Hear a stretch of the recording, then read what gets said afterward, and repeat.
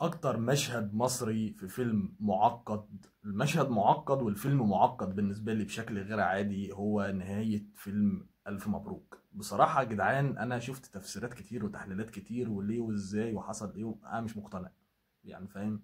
ومش فاهم وتايه. بحب الفيلم جدا، بس حقيقي كل ما اشوف حد بيتكلم عن النهايه وايه اللي حصل مش عارف ايه انا ما بقتنعش بيه.